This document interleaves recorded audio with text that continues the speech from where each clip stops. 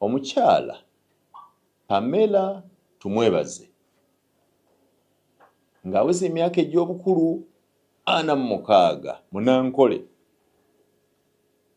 ng'abadde mutuuze ku kyalo Gwafu mu Muluka oba ward ey'Esseeta mu division ey'Eggoma mu district ey'e Mukono era nga y'abadde akulira ensonga z'abayizi ku ssettendekero wa Uganda Christian University e Mukono yattiddwa mu ngeri ey'okunyoolebwa enkoto. Murder by strangulation, strangled to death, ettemu ery'okunyoolebwa enkoto.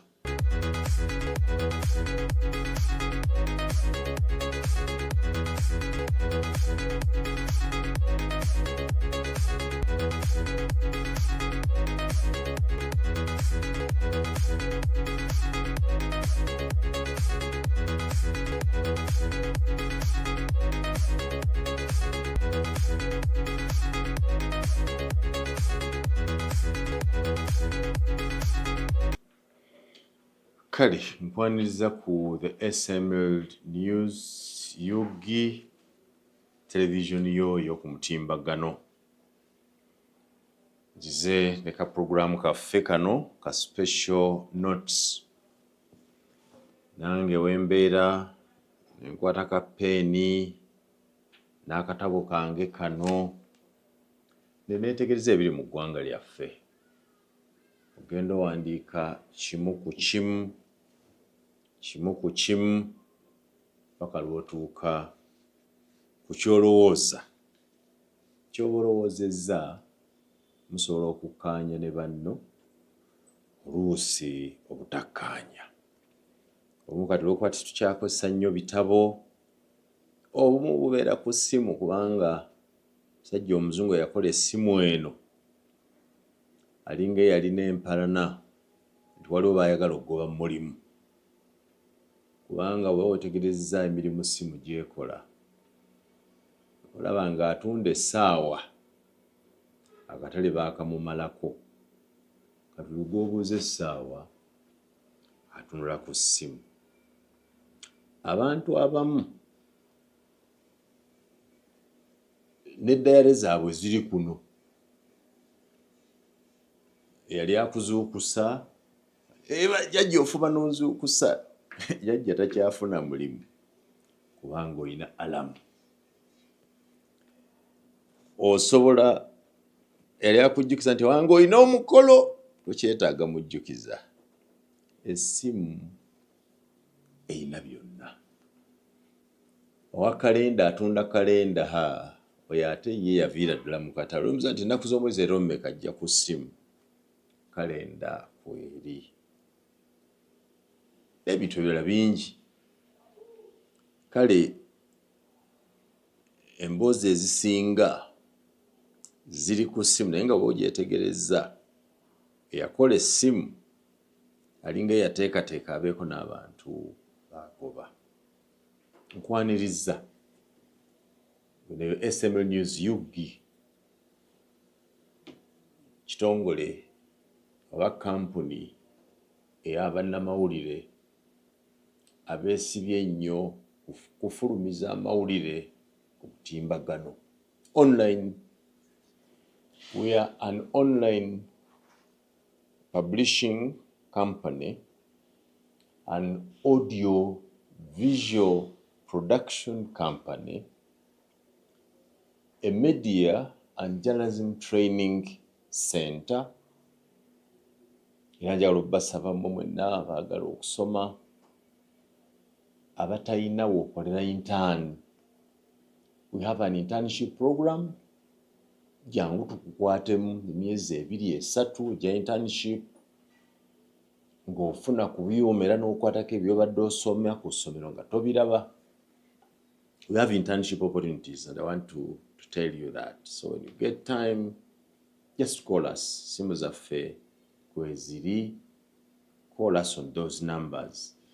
for details osobola okutufuna. Nze Simon Muyanga Lutaaya, omusajja munnamawulire, emyaka kati 25 tusembera okweza 26. Mukama mpadde omukisa, nkoledde mu bitongole byonna, nawandiikako amawulire mu mpapula z'amawulire, nenkola emirimu gy'obunnamawulire ku radios katuzibale, katutandikire ku eyasembayo Radio 4, NBS 89.4 FM, Kira 88.6 FM, CBS 88.8 ne CBS Manduso 89.2. Eyo gye nkoledde mu mawulire. Televisions naakakolera 2-3 zokka.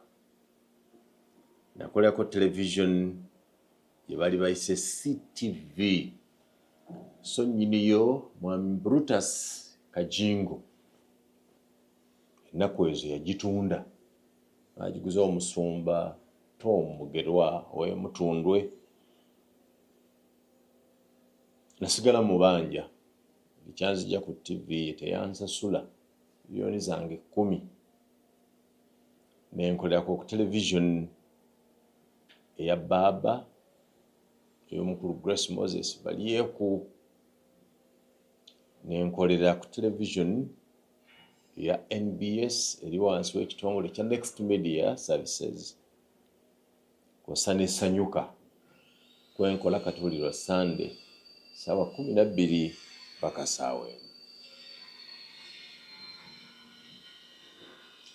So ntambudde amawanga agawerako ku lw'amawulire, sinkanye abantu bangi ku lw'amawulire. Amawulire nagaagala ng'omwana omuto akula, nengagoberera, nengasoma, nengayiga. Amawulire bwe bulamu bwange, ndowooza kwe kutambula kwange, kwe kulya, kwe kunywa, gye mikwano ze ŋŋanda. Kale bw'owulira Simon Muyanga Lutaaya, y'oyo. Ennaku zino ndi nnyo ku mawulire ag'omutimbagano.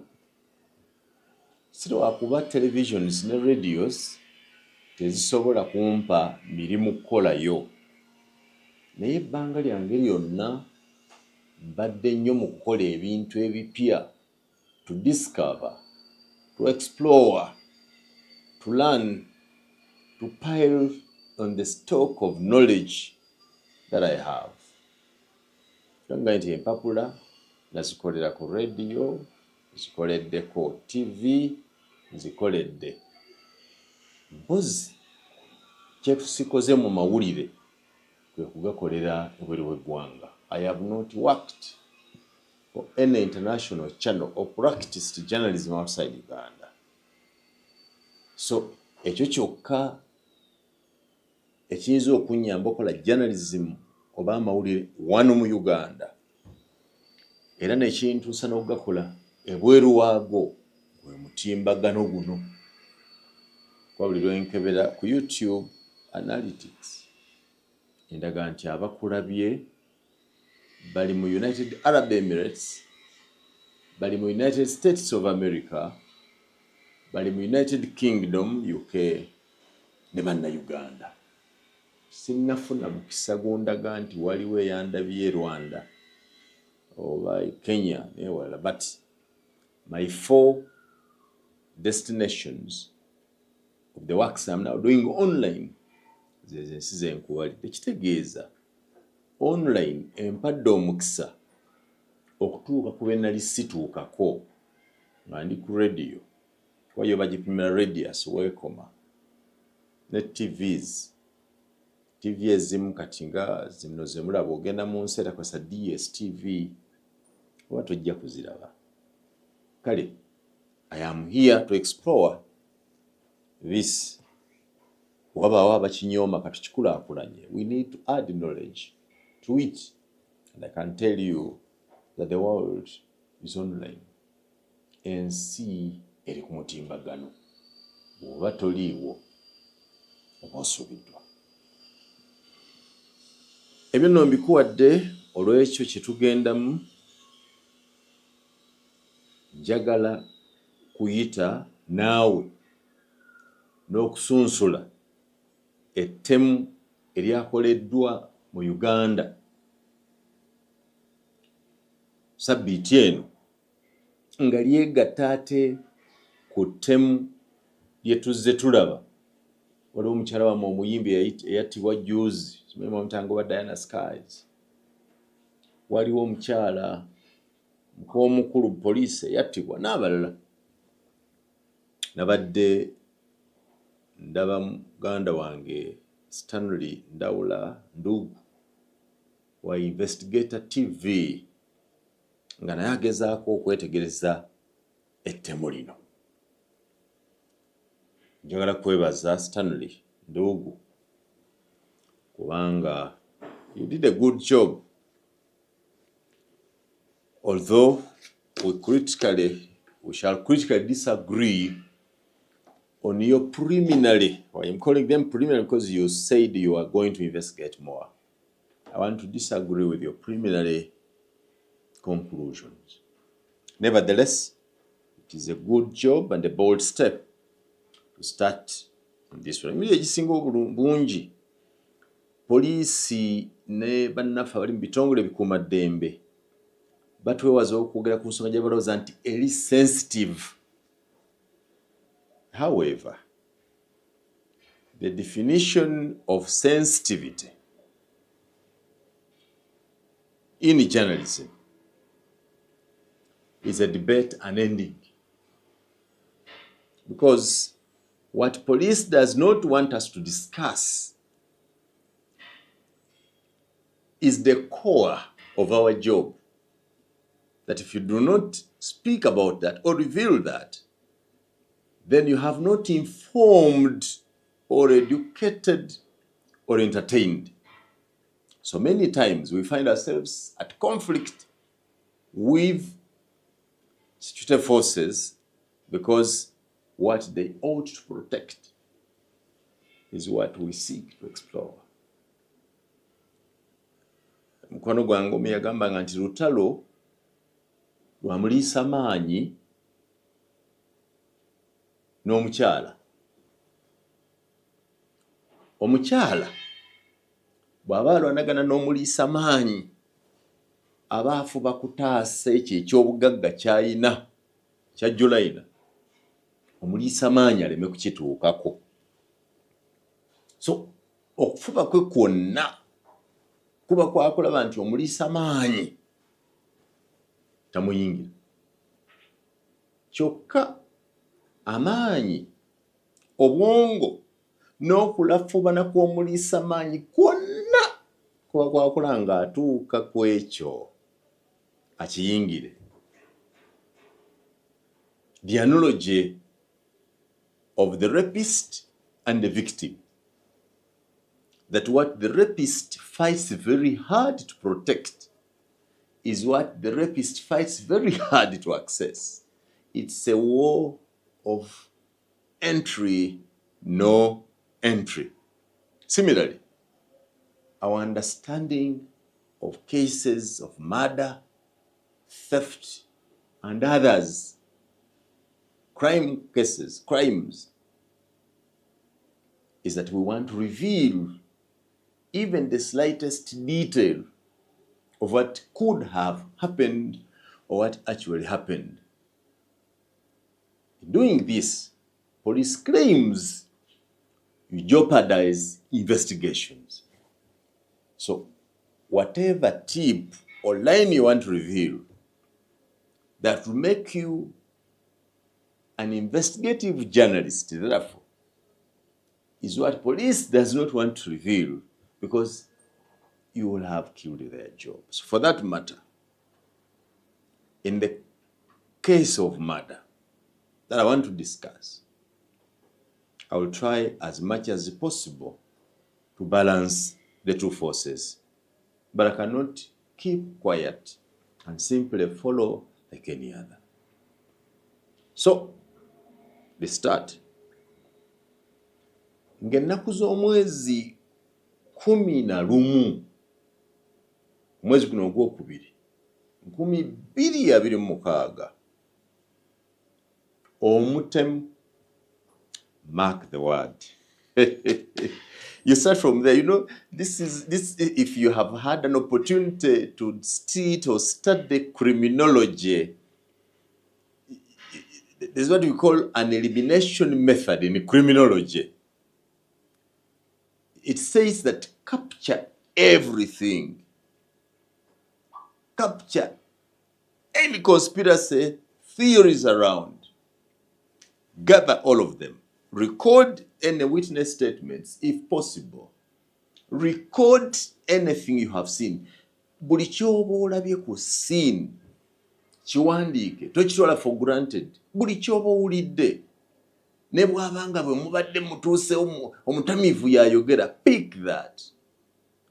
Ne bw'oba otuuse mu maka nga mulimu embwa, enneeyisa y'embwa, note it down. Now when you start eliminating one detail after another, the conclusion you get is critical in helping you to identify the gist of the matter, which in one case you'd call the cause of whatever happened. That's criminology. It's a very interesting course if you get time to study it, especially for my friends abali mawulire. Kirungi okusoma criminology, even if you are only doing it as a simple course unit. It's important. Eyogera ku ngeri abantu gye bazaamu emisango. Neyogera ku ngeri abantu gye beeteekateekamu okuzza emisango. Eyogera ku kika ky'emisango. Waliwo emisango gy'ogenda okulaba osomeko nga tolowoozanga nti gyali gibaddeyo. Waliwo emisango egituwadde ebyewunyisa nga tulowooza nti wandibitegedde. So ng'ennaku z'omwezi 11 ngambye nti omutemu, mark the word, omutemu, omu. Noti si aba temu. Temu. Criminal investigation show nti omu so far. Ekitunudde mu direction entuufu siga nti temu. So si aba temu. Therefore, there is reason to believe nti ettemu eryakoleddwa emukono lyakoleddwa omuntu omu, si babiri, si basatu, wali we lyakoleddwa. Bwe liba lyabaddeko abeeyongerako babadde bweru, katugeze ng'omuvuzi bwe baba ng'abatemu bagenze ne driver maybe nga yasigadde wabweru, bw'aba yadde wa bodaboda nga bamulese wabweru. Bwe kitaba ekyo, omutemu yatambudde yekka ku piki, ku mmotoka, ku bigere. Kitegeeza nti awo poliisi erina okwetegereza wakati w'obudde ettemu eryakoleddwa, bwe beeyina kamera, bidduka ki ebyabadde bivugibwa nga bigenda mu direction erimu amaka ettemu we lyakoleddwa. Otegedde kyogenda okusaba kamera nga tonnatuuka eri mu kutta, kamera ojja kugisaba ekulage ku bidduka ebyatambudde mu budde obwo. That's one. Ekyokubiri, okutegeera nti onoonyereza omusango ogwakomekkerezeddwa omuntu omu yaakakasibwa nti yabaddewo. Ky'otannakakasa kwe kubanga oba omuntu ono yawerekeddwako oba yabadde yekka. Katugende. Omukyala Pamela tumwebaze ng'aweza emyaka egy'obukulu 46 Munankole ng'abadde mutuuze ku kyalo Gwafu mu Muluka oba ward ey'Esseeta mu division ey'Eggoma mu district ey'Emukono era nga y'abadde akulira ensonga z'abayizi ku ssettendekero wa Uganda Christian University Mukono yattiddwa mu ngeri ey'okunyoolebwa enkoto. Murder by strangulation, strangled to death. Ettemu ery'okunyolebwa enkoto lye lino ayinza ogikunyola bw'ati nga wano takukkiriza paati eno okutambula naye ng'eno agitambuza egenda eno. Strangulation mulimu n'ettemu lino ery'okugwa mu bulago n'anyiga wano nga tossa n'osambagala wansi n'okuba sikyakyala paka okukulemesa kuno okussa ekukutta. Ettemu ery'okutuga liyinza okubaamu omuntu okukuziba omumwa n'akusimba eviivi mu bulago wano n'agatta eddookooli. Oyinza okufuluma ng'akunyize wano olwa pressure emabega n'efuluma n'eyita ng'akunyize n'oyisa n'ofuuyisa omusulo because you are strangled here. Police mu kunoonyereza ebyo byonna ejja kubitunulako. Yamusaamunyodde, yamugudde mu bulago. Oli ne bwakubika obubisa ekibulangiti n'akikubika bw'ati n'akuteeka muli munda nga tossa n'akutuula butuuzi ku nkoto eno bw'ati naye nga tossa era kikumala okufa. So ekyokusatu tuge nti tutematema omutemu mission yagimaliriza omu omutemu. Noonya poliisi ne kamera zaayo ku bidduka weetegereze enzita ya kutuga strangulation. Kale Pamela tumwebaze bw'ati bwe yattiddwa. Yakuma okulabwako ng'ennaku z'omwezi 10 ng'ali ku yunivasite kwe yali akolera ng'ayogera n'abayizi mu kisenge ekimanyiddwa nga Nkoyoyo Hall.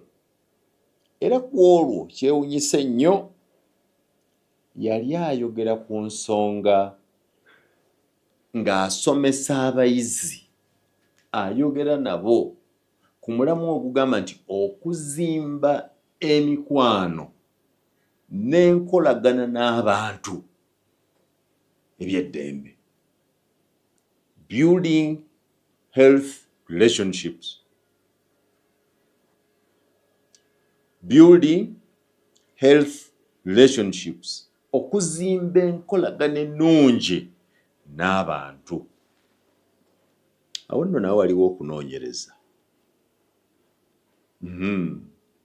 Tugenda weetegereze. Okwogera ku kuzimba enkolagana ennungi n'abantu kye yali ateeseteese. Lwaki yasomesa ku olwo olunaku kyajja kitya? Yakisomesa nga musomesa yenna bw'akwata ensonga oba kyali mu bwongo bwe ng'oba oli awo waliwo enkolagana ye either ne baliraanwa oba ne bakozi banne oba ne basuubulagana nabo oba n'abaana bazaala oba ne baganda be oba ne bba. Ndi musomesa naawe osomye. Abasomesa beetegereze batera nnyo okutandikira ku ebyo ebyabatuuseeko wadde ng'oluusi babikweka okwagala okulaga nti byatuuka ku bantu balala. Abamu babisomesa straight forward, abamu bw'aba tanatandika kusomesa balina obuboozi bwe bawa abayizi life skills n'ebirala, naye nga bw'oba obugoberedde buva ku kyabaddewo oba ekyamutuuseeko oba ekyamutuukako ewaka. Omusomesa alwanye ne mukazi we ne bamuluma emimwa, bw'atuuka tayinza kulema kwogera ku fujjo ery'abakyala mu maka wadde ng'oluusi mwayinza okubalimba nti nagudde mu batemu, sajja nanuma omwana nnemerako. So poliisi bw'enaaba enoonyereza ne ka poyinti ako okubanga omukyala ono ku lunaku lwe yafudde yabadde yakamala okusomesa abayizi ku yunivasite e Mukono ku nsonga y'okuzimba enkolagana ennungi n'abantu, in what we call a forensic investigation, okunoonyereza okugaziyiziddwa bambega nga kugenda kujjayo buli kantu. Awo nawo waliwo ka point. Mwogezi wa poliisi eno y'ebitundu eby'emiriraano gya Kampala Metropolitan, mukyala Rachel Kawala agamba nti ettemu lyakolebwa ssaawa 8 ez'ekiro, naye nga omutemu ateekwa okuba nga mbu yayingira ssaawa nga 6 ez'ekiro.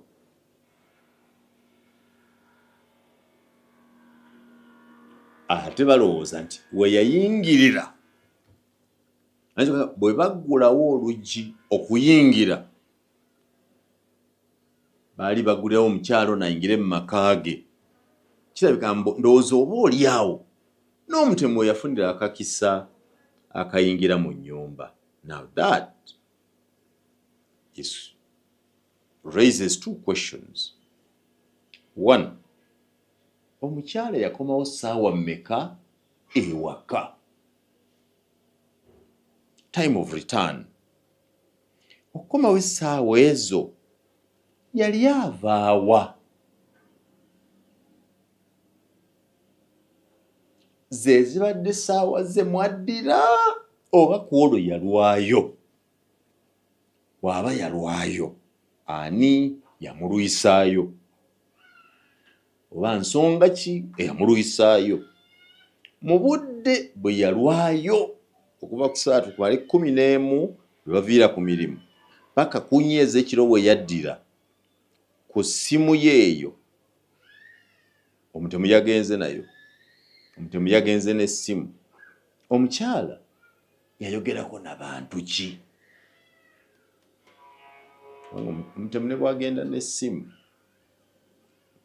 still there is a lot that police or serious investigators can discover. So, time of arrival, time of return, ewaka.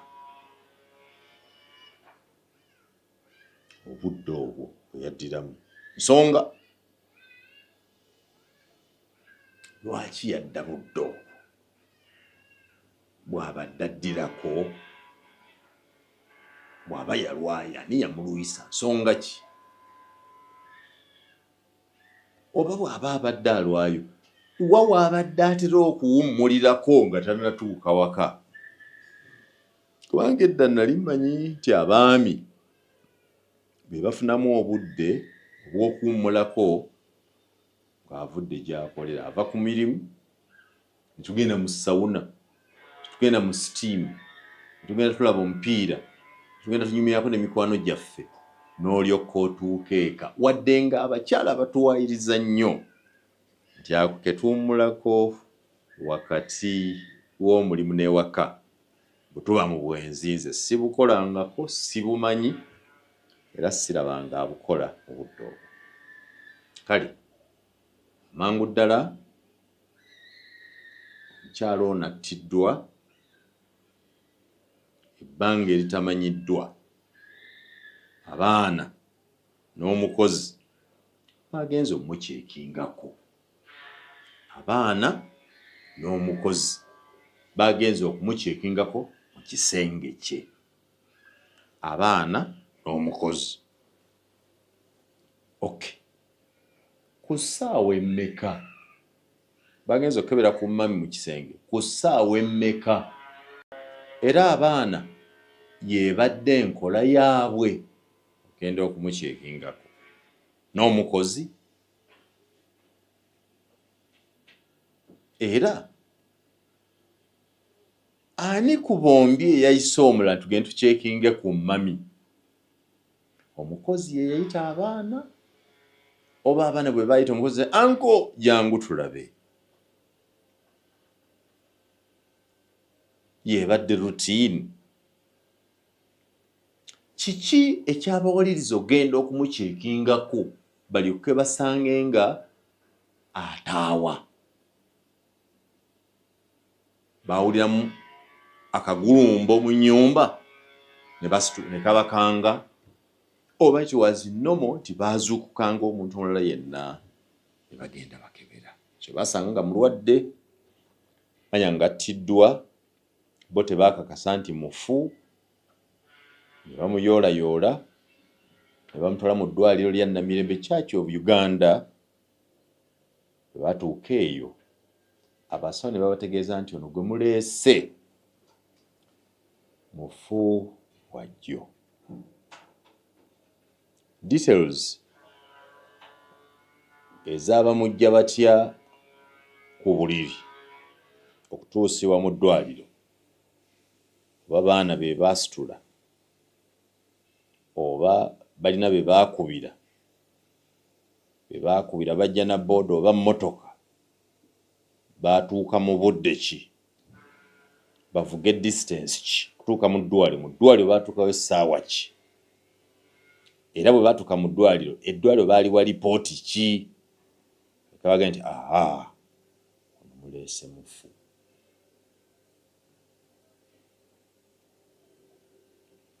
Bino ebikulabikira ng'ebitono bye byokka ebiyinza okuyamba poliisi okutuuka ku kizibu kino. Pamela tumwebaze, olwaleero omubiri gwe guli mu kusabirwa ku Emperor Hotel e Naalya. Bwe bakumye olumbe ku Emperor Hotel e Naalya, enkya ajja kutwalibwa gy'azaalibwa e Rubaya mu Kashaari mu disitulikiti ey'Embarara. Ku Lwomukaaga mubiri gwe gujja kusabirwa mu kkanisa y'Abakristaayo ey'Enkokonjeru era mu Mbarara, n'oluvannyuma agenda kugalamizibwa ku biggya bya bajjajjaabe e Keigoshora, Rubaya mu disitulikiti, mu Kashaari ng'essaza mu disitulikiti ey'Embarara. Omukyala owookubiri okuttibwa mu mwezi guno mu ngeri ey'ettemu eritategeerekeka bulungi. Poliisi ebakanye n'ogw'okunoonyereza. Kale mu kugendayo okwogera ne bannaffe abakungubazi, manyi tuba n'abakungu bazaabo baba n'emboozi era bw'obatulamu ne weefuula gwe asumagira owulira ebintu bingi. Oluusi nnyimba ezimu zibaako n'abatamiivu ne boogera oluusi baatulira omufu atakyawulira emize gyadde bamumanyiiko, oluusi baatula emize gy'abali mu makaago ng'oli mufu naye nga baagala gituuke.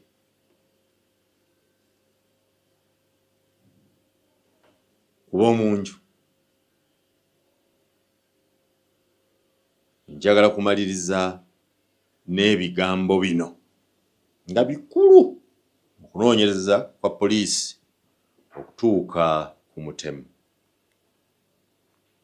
nga nange mbijje mu bakungubazi,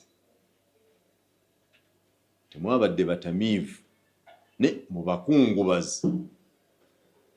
Obigattegatte. Kisooka, Pamela tumwebaze yayawukana ne bba gwalinamu abaana 2 balenzi.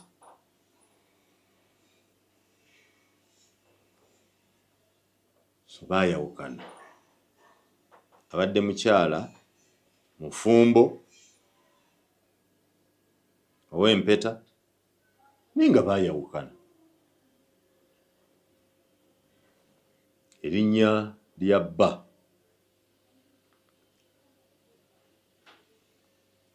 gwe baayawukana naye olw'okulekerawo poliisi omwagaanya okunoonyereza kwayo sijja kulyogera.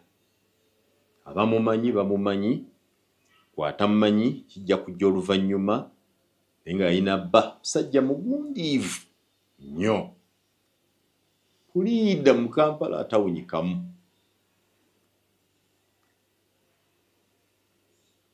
Baye obutawunyikamu tegeeza nti amateeka agategeera nnyo, alina netiwaaka nnene, ate n'ensimbi zimuyitaba. Kale wadde baayawukana ne bba emyaka ng'ebiri emabega, Pamela tumwebaze yatandika okusaba omwami we divorce, ng'ayagala baawukane mu butongole mu mateeka, wadde nga baali baawukanye mu mubiri naye mu mateeka kye bayita divorce ogikuwa nti twawukanye, abadde tannakifuna. Kisaba emyaka 2 emabega naye kibadde kigaanyi ng'omwami yagaana okugula nti nga divorce, nga bwe kiri ku gundi oli nti ekyenjawulo nti gundi oli yasaba mukyala we divorce, omukyala nakati akyagiremedde, wadde ng'omwami yatambula n'afuna omukyala omulala. Mu mateeka bakyali n'omukyala oli, bakyali bonna, era bwe babaawo ekyetaagisa omu ku bo n'afa,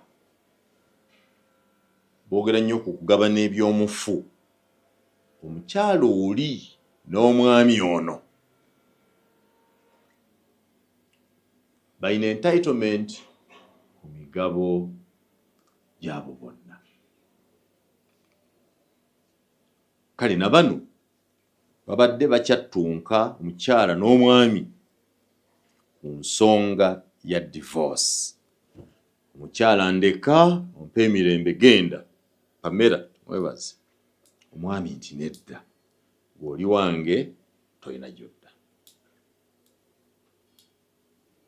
Omwami ono abadde n'empisa era kigambibwa kuba bakungubazi nti abadde atuukiriza obuvunaanyizibwa bwe bwonna okuggyako ekya zipu abadde aweerera abaana ensala mu Pamela bulungi ate mu masomero ag'ebbeeyi.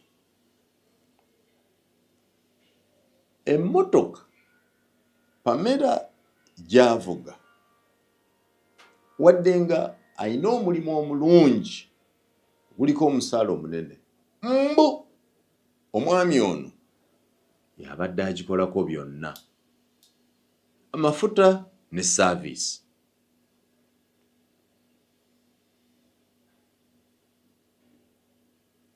Omwami ono y'abadde aliisa amaka omuli omukyala n'abaana be wadde nga amanyi nti maama w'abaana be n'abaana baalabirira ayagala baawukane mu butongole.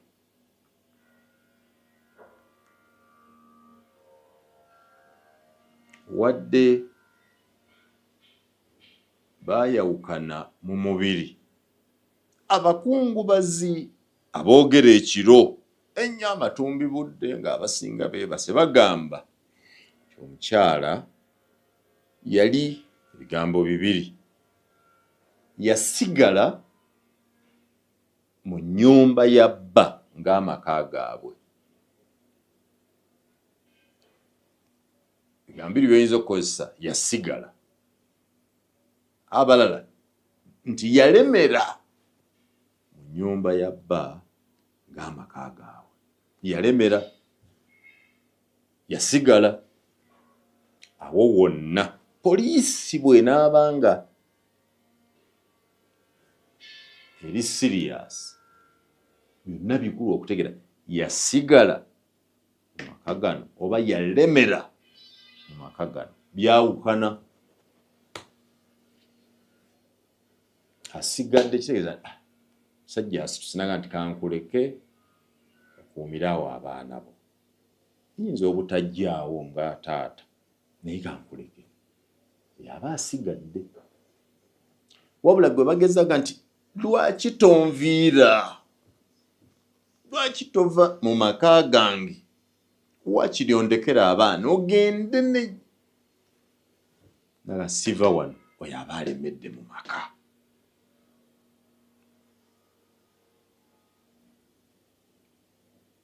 Yangu okubyetegereza.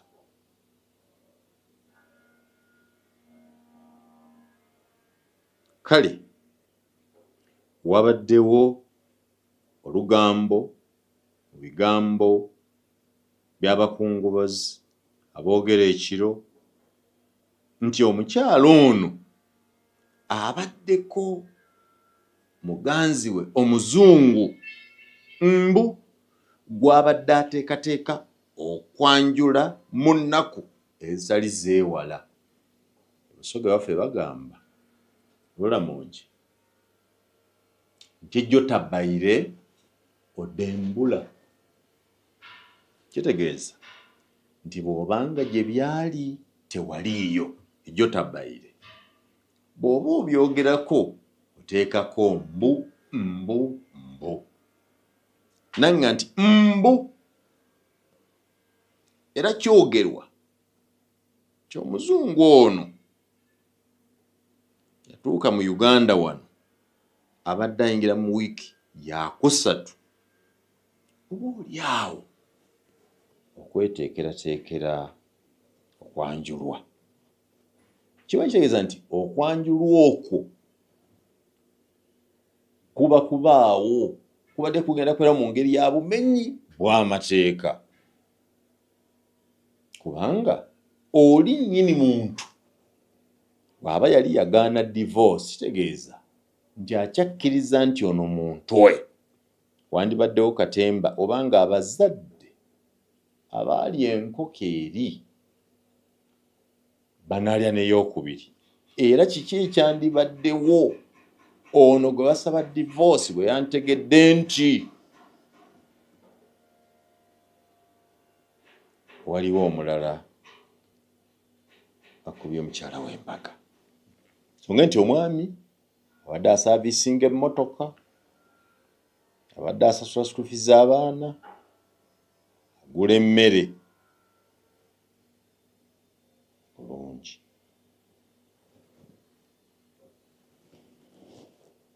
Okay. Poliisi kyesinga okwagala ennyo mu kunoonyereza biri ebintu bibiri mu butemu. Yakwongerako ekyokusatu. Poliisi eyagala nnyo okutegeera ani yatemudde, the killer, the murderer, who killed, who strangled Pamela Tumwebase.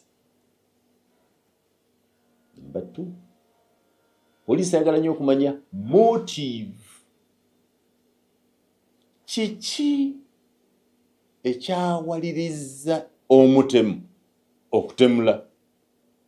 Yabadde ayagala ssente? Yabadde anoonya bya bugagga? Oba yagadde bulamu? Kuba baawukana. Ayagadde obulamu atemula muntu n'agenda, tatwala TV, tatwala ssente. Ndowooza bw'atwala ekinene nnyo atwala ssimu. Ayagadde obugagga, abba n'atikka byonna, kino na kiri.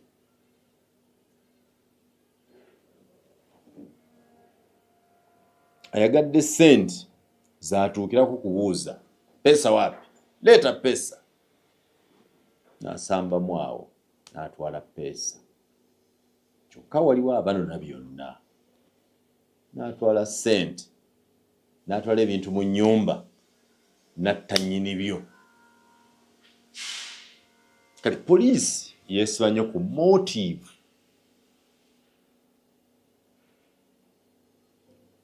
Omukyalo ono eyamusse ekigendwa kye ekisooka kya kumuggyawo. Kati abaagala okumuggyawo bali basatu. Likely babateekwa kuba either baasuubula nabo nga mpalana ya busuubuzi nti edduuka ly'oyo limazeeko emirembe, waakiri aveewo edduuka liggwe nange nkole. That's one of the likely motives. Motive ey'okubiri, banne baakola nabo, workers.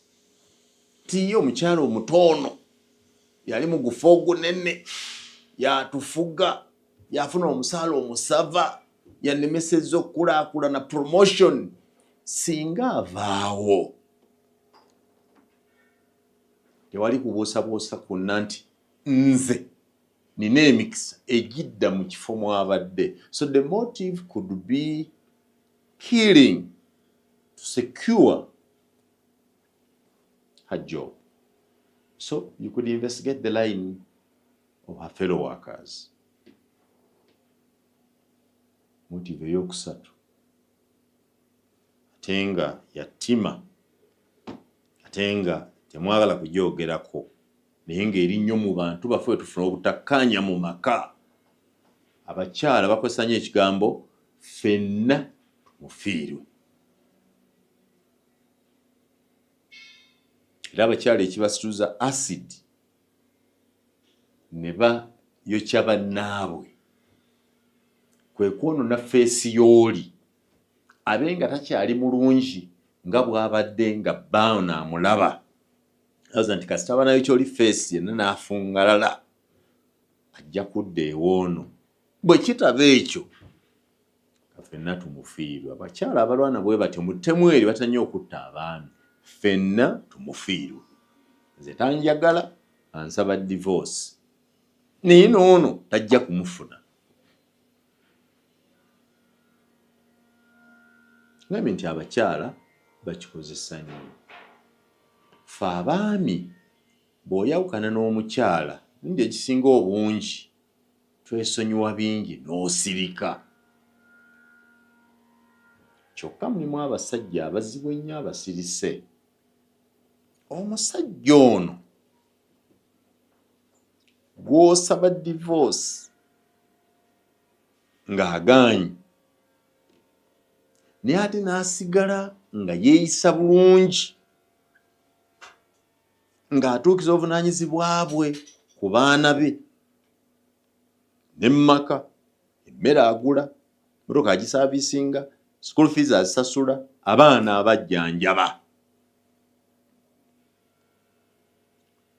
Naye nga manyi nti omulamu omukulu ogw'obufumbo tatuukayo, baba bazibu.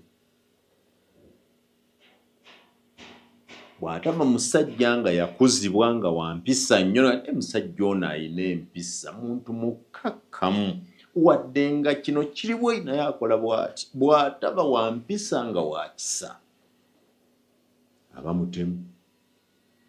Kitegeeza asirikamu akabanga k'aba asirise, ayina ky'alindiridde. Kyemupanda ebigambo mu kamwa, kugereza abakazi n'abasajja. Ffenna tuli bantu, waliwo bye tusobola kwegaana nga bitutuukako.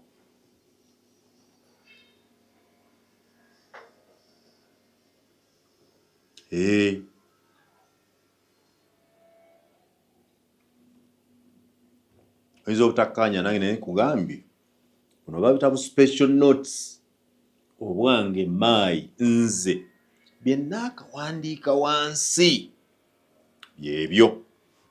Sinnakulaga mutemu, nze nkulaga ebiriwo.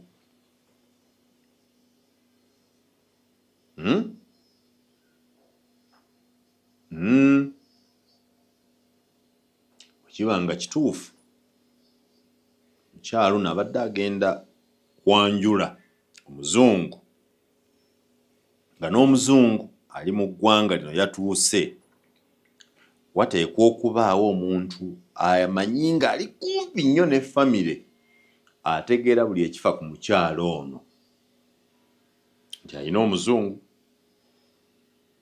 yatuuse, maze wano wiikisi 3 ajja kubaawo okwanjula. Ng'oyo amuli okumpi abitegeera, oba oli awo abituusa ku balala, mu balala ne mubaamu abatabyagala ne baga nti kankolewo akatiisa. Oluusi bagamba nti okubeera wano ne ndaba omukazi gwe nakuba embaga ng'ate waliwo omulala amwanjudde, nze waakiri nfa. Abagamba bwe batyo nti waakiri nfa okusinga okuswala, bessaamu emiguwa gy'embuzi ne bejja mu budde. Kyokka oli abaga nti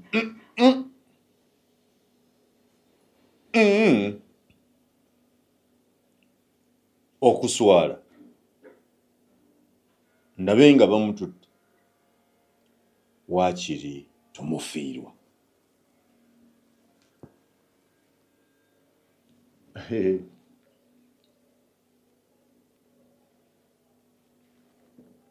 Tutemaatema ttemu erya Pamela tumwebaze, mukyalo omulungi omubalagavu, myaka 46, abadde akola ensonga z'abayizi e Mukono. Katumalize n'ekitundu kino. Bo abaaliwo bagamba batya, mu bonna omu ye yayogedde. Abaana betukwesa amannya tebannayogera bingi, wabula omukozi w'awaka agamba nti waliwo omuntu yayambala wiigi y'omugenzi n'ayambala ne gomasi ye, n'ayambala ne stocks ez'omugenzi, n'ayambala n'ekiteeteeyi eky'omugenzi ne stocks, n'ayambala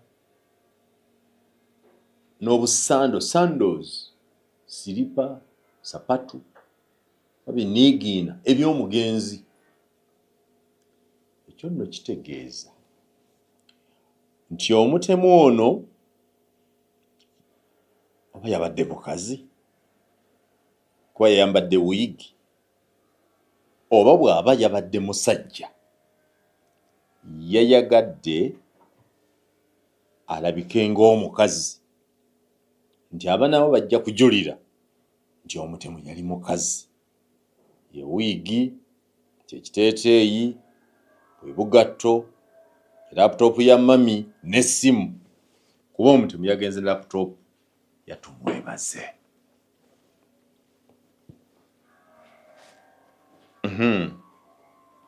Ndowooza ennyangu nti oba oli awo yayagadde omukozi ono akitwale nti mami yafuluma.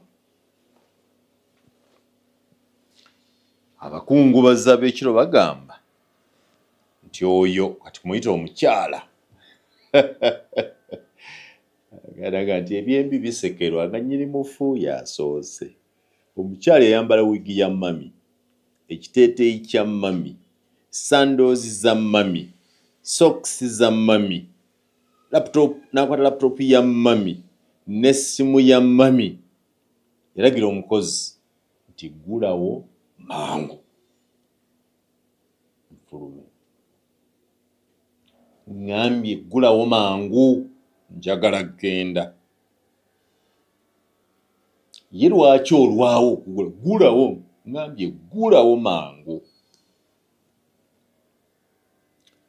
Kati awo waliwo omukozi saawa enateekwa okuba nga aggiddwa mu bantu abangi nga poliisi yokka yeemanyi waali. Si kumubala ng'omutemu naye okubaako ne byaddamu okumanya eddoboozi lino eryali limugamba nti gulawo lyali ddoboozi kazi oba ddoboozi ssajja. Katuteebeze biba nga lyali ddoboozi ssajja, yali aliwuliddeko ng'era ayinza okugenda nti eddoboozi nga lifaananira ddala n'eryamuyanga lutaaya, oba eddoboozi lyabadde ng'erya Daddy Andre.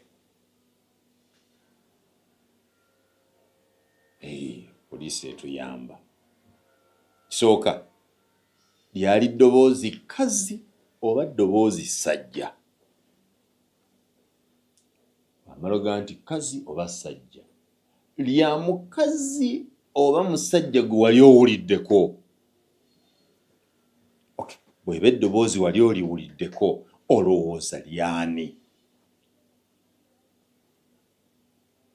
Watuga nti lyabadde eddoboozi ssajja, kitegeeza yayambadde wiigi n'ekiteeteeyi kya mami n'obugatto bwa mami n'akwata laputoopu ya mami ne sokisi za mami, kuba mami abamumanyi abadde atera nnyo okwambalira stokisi mu ngatto wadde nga abakazi abasinga si bwe bakola. Oli ku SML News Yugi, tuli ku ttemu ey'Emukono ery'omusomesa wa yunivasite ey'Emukono UCU, Pamela tumwebaze.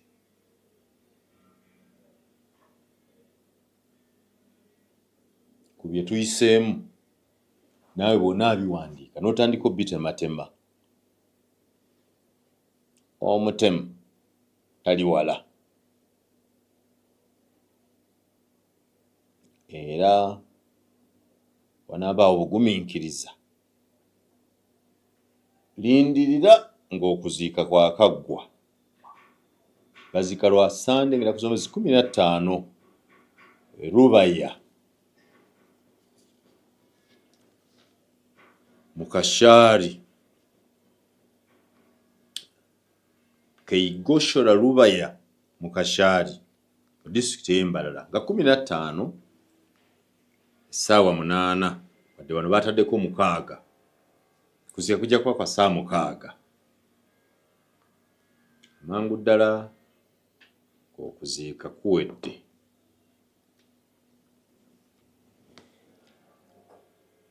ng'abakungubazi ab'okumpi n'ewala bazze eka. Poliisi ejja kubaako beekwata okugatta okunoonyereza kuno.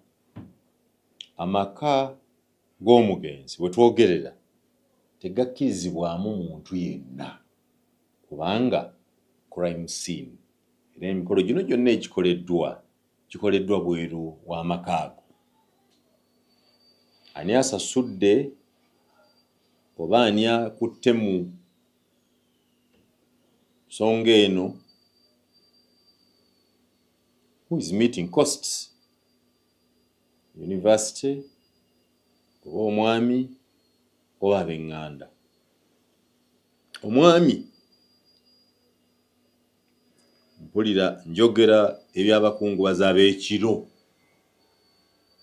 baga nti yabaddeko ku ddwaliro e Mukono ng'ategeezeddwa nga mwennyamivu ya nsusso.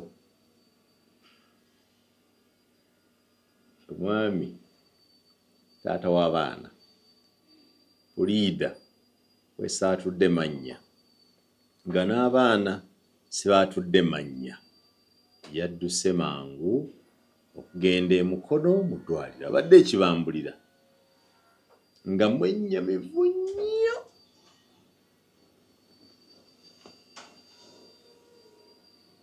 Olw'ekyo ekyabaddewo nkungubagira wamu nammwe mwenna, nsaasira nnyo abaana n'ab'eŋŋanda za Pamela tumwebaze, mbadde mmumanyi.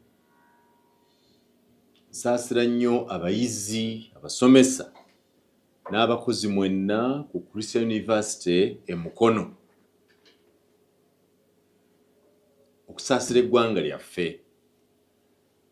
Pamela abadde akola PhD ng'ebulako akaseera katono okuggwa. So nga fraternity y'abayivu tunyolera wamu nammwe olw'okuviibwako omuyivu abadde agenda okufukako akensa mu ebyo by'asoma.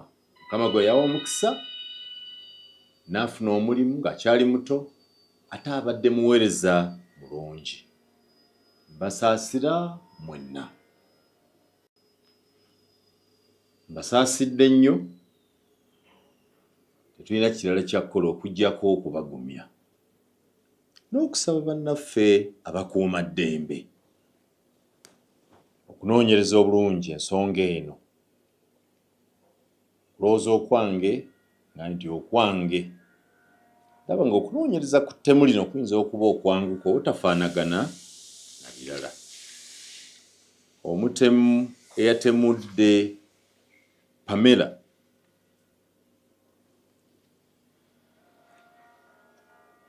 bwe nkwata nga nkozesa elimination method gye nasoma mu criminology, mutemu wa mulundi gumu. Ono yateekwa okuba omuntu gw'asoose okutemula. Era okwawukanako nammwe ndabanga omutemu ono atali mutemu wa kunoonya bya bugagga oba kunoonya bintu, naye omutemu yadde ayagala obulamu. Ndaba omutemu ow'obusungu, omutemu ow'obusungu y'oba afa ogw'ofafa n'anyoola ensingo n'agwa mu bulago muyangande naye yasama.